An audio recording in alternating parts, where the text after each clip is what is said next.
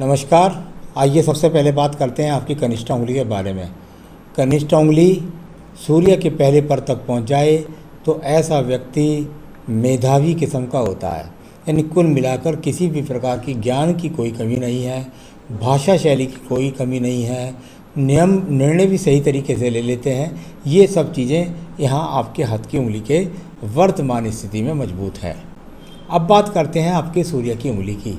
यश मान सम्मान के लिए जाने वाली ये सूर्य की उंगली यहाँ पर यदि देखते हैं तो बिल्कुल अपने आप में बताती है कि आपके जीवन के अंदर कोई ऐसा अभी यहाँ कुछ भी नज़र नहीं आता जिससे आपको कोई बहुत ज़्यादा अवार्ड मिलने वाला हो, किसी तरह का प्रमोशन नहीं मिल रहा है, तो किसी प्रकार की बदनामी का भी यहाँ कोई स्थान नहीं है। साथ ही साथ माता पिता के साथ में आपके अच्छे संबंध रहेंगे, आप उनकी सेवा भी बुढ़ापे में कर पाएंगे।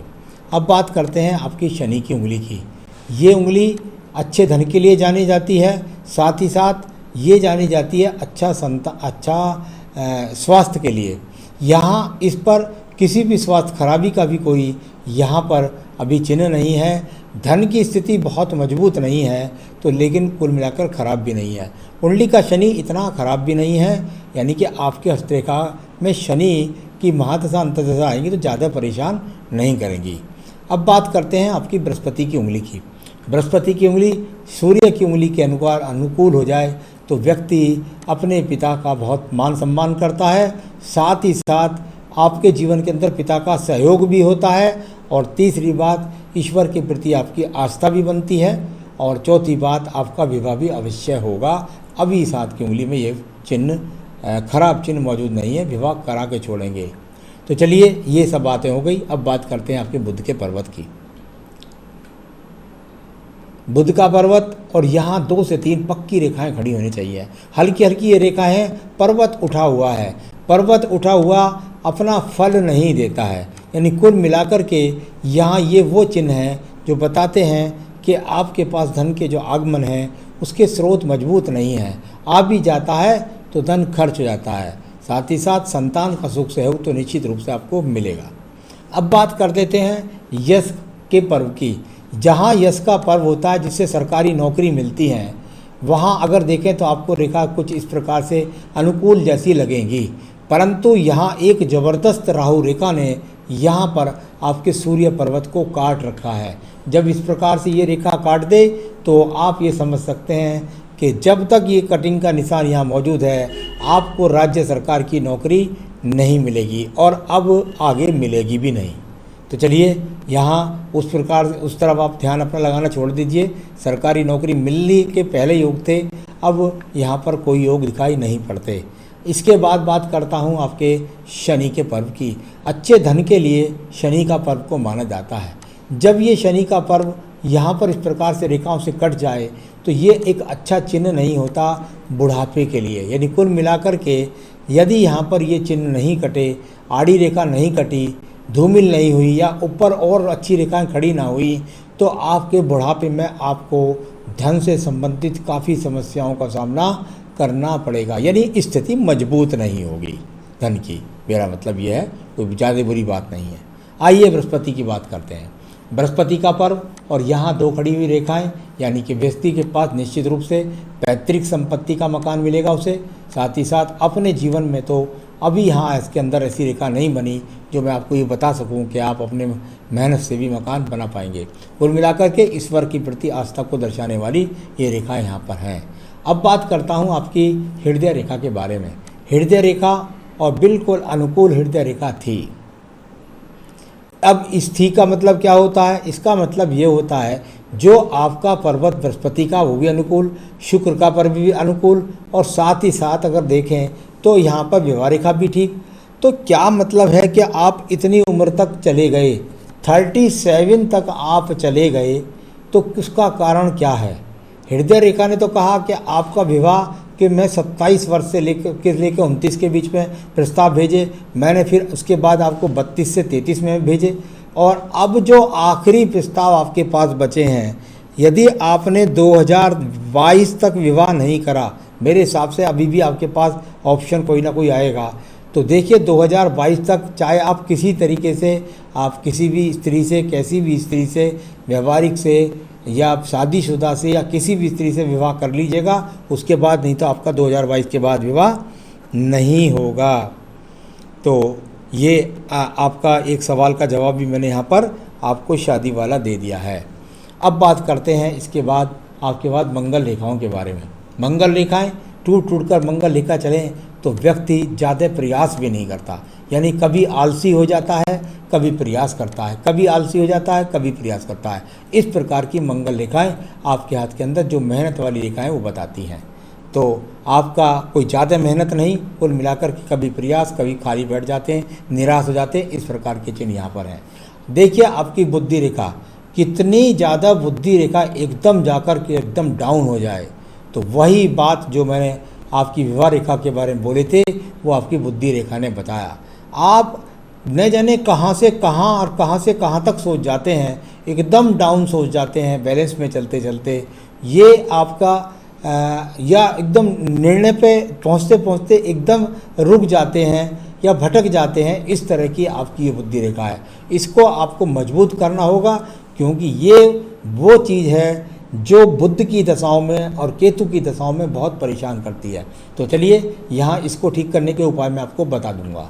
इसके बाद द्वितीय मंगल पर्वत को देखता हूँ, किसी भी प्रकार की मुकदमों की, झगड़ों की, झंझटों की कोई भी चिन्ह यहाँ पर मौजूद नहीं है, यानी झगड़े झंझट के तो कोई भी चिन्ह यहाँ नज़र नहीं आए। बात करते हैं आपके चंद्र पर्वत की। चंद्र पर्वत और चंद्र पर्वत से यदि देखें तो यहाँ बिल्कुल अनुकूल है, साफ है, कोई बहुत ज़्यादा ऐसा नहीं है कि आपको मानसिक रोग किसी प्रकार से आपको परेशान करने वाले हैं। एक रेखा आपकी यहाँ पर ये बनी और ये कहती है कि आप थोड़ा सा दूर स्थान से जुड़ जाइए। ये आपके पास ये चंद्र पर्वत से जो रेखा जा रही है ये कहती है कि थोड़ा सा दूर स्थान से जुड़ जाइए और वहाँ से जुड़ कर के यदि आप अपने कर्म करेंगे तो आपको सफलता मिल जाएगी। तो ये थोड़े समय के लिए कहती है, और वो थोड़ा समय मैं समझता हूँ, अभी आपको सवाल में जवाब दे दूंगा मैं कि नौकरी का कब तक हिसाब किताब है उसके बाद, तो उस समय तक के लिए ये आपका साथ देगी वह दूर स्थान तक। इसके बाद बात करता हूँ यहाँ पर एक सूर्य रेखा की। ये सूर्य रेखा भी आपके पास गई। ये सूर्य रेखा जब यहाँ पर छोड़कर आपको गई है, इस जगह से रेखा गई है, तो ये वो रेखा है जो बताती है कि आपके पास राज्य सरकार का कोई टेंडर मिले, ठेकेदारी का उसे कर लीजिए, संविदा की कोई जॉब मिले तो उसे कर लीजिए। तो ये इस प्रकार की स्थितियों को दर्शाता है। आपके भाग्य रेखा के साथ इन्वॉल्वमेंट है थोड़ा सा, तो कहीं ना कहीं आपका भाग्य भी बनाएगी। अब बात करते हैं यहाँ आपकी सीधा भाग्य रेखा के बाद में, यहाँ पर आपको ये एक्स जैसा लगता होगा, लेकिन ये दूषित एक्स है। इसका सिर्फ यहाँ पर सिर्फ इतना फल है केवल कि आप मन से व्यक्ति सुंदर हैं, यानी कुल मिलाकर के परेशान हो जाते हैं ज़्यादा, लेकिन किसी का बुरा नहीं चाहते हैं। चलिए अब बात करूँगा इसके बाद भाग्य रेखा की। ये देखिए यहाँ भाग्य रेखा ने जो रोल किया है वो जो चंद्र पर्वत से जो रेखा निकली थी और सूर्य से संबंध इनने बनाया था, इस रेखा ने जाकर के आपके जीवन के अंदर आपको छोड़ा है। कहाँ छोड़ा है, इसका पहला सवाल का जवाब मैं आपको देता हूँ। नौकरी नहीं लग रही है, कब तक लगेगी, सरकारी या प्राइवेट? सरकारी का कोई योग नहीं, प्राइवेट का जहाँ तक सवाल है मैं समझता हूँ आपको लगभग अक्टूबर नवंबर तक ये नौकरी लग जाएगी आपको, और फिर आप नौकरी करते रहिएगा। तो ये आपको मैंने बता दिया है कि आप नौकरी अभी तो अब आप सिर्फ नौकरी ही करें। इसके बाद आपका सवाल है अगला, क्या बिजनेस व्यापार करूं या ना करूं, यदि करूं तो कौन सा करूं? चलिए आपको मैं बताता हूं कौन सा करें आप बिजनेस। देखिए आप पहली बात तो 2026 से पहले कोई व्यापार ही ना करें, उससे पहले तो नौकरी करें तो ज़्यादा अच्छी बात है आपके लिए। यहाँ शुक्र पर्व का इन्वॉल्वमेंट ठीक ठाक है, यानी कि भले ही आपके पास अच्छी सुख सुविधा नहीं है लेकिन इसका इन्वॉल्वमेंट ठीक है, और चंद्र का भी थोड़ा रोल ठीक है। आप कॉस्मेटिक का व्यापार कर सकते हैं, कॉस्मेटिक्स की दुकान होती है जैसे, उसे कर सकते हैं। कोई महिलाओं से संबंधित कोई काम होता हो तो उसको आप देख सकते हैं, उसको कर सकते हैं। साथ ही साथ कपड़ों का काम भी आप कर सकते हैं, तो कहीं से किसी रेडीमेड कपड़ों की कहीं सप्लाई करने लग जाए या स्वयं की दुकान करने लग जाए, जैसी स्थिति आपको मजबूत लगे आप उसका सप्लाई भी कर सकते हैं ये उसकी मैन्युफैक्चरिंग भी कर सकते हैं, कुछ इस तरह का काम भी आपको जो कपड़ों का है उसमें भी आपको सफलता के योग लगते हैं। अब बात करते हैं, आपने कहा है मनी प्रॉब्लम रहती है, आगे के जीवन के कैसा रहेगा। देखिए अभी यहाँ मैं हाथ की रेखाएँ जो देख रहा हूँ उसे फिर भी मैंने बहुत प्रयास किया है कि मैं 2 साल से आगे तक देख जाऊँ, लेकिन फिर भी मैं इस बात को बताता हूँ कि मनी प्रॉब्लम के लिए अभी यहाँ पर स्थिति अनुकूल नहीं है। यानी कुछ पूजा पाठ में बताऊँगा, वो करोगे तो हो सकता है वो मनी की रेखाएं आपके हाथ के अंदर बन जाएं और बुरी रेखाएं मिट जाए। तो स्थिति अभी यहाँ पर ठीक नहीं लग रही कहीं से भी कहीं तक। घबराने की बात नहीं, ठीक नहीं से मतलब ये है कि धन का ना बच पाना, इस पर इतना ही भर समझिए।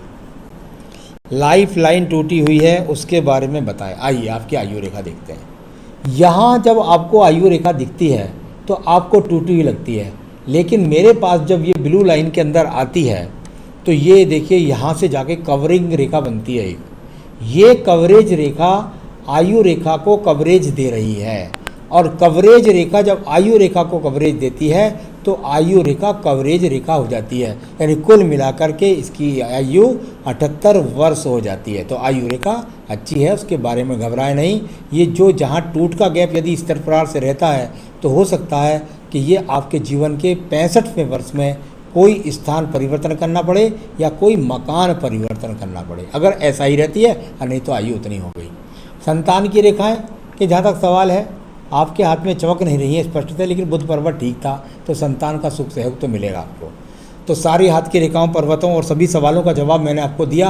अभी मैं आपको जो उपाय बताऊं, यदि वो नहीं करेंगे आप तो फिर आपके लिए बहुत मुश्किल स्थिति हो जाएगी, नौकरी पाना, तरक्की पाना। तो इसके लिए आपको क्या करना है, एक बेहतरीन सा फायर ओपाल आप इस उंगली में पहन सकते हैं। आपको मिल जाता है तो ठीक है, नहीं मिलता है तो आप हमसे संपर्क कर सकते हैं, हम आपके स्थान तक पहुँचा भी सकते हैं।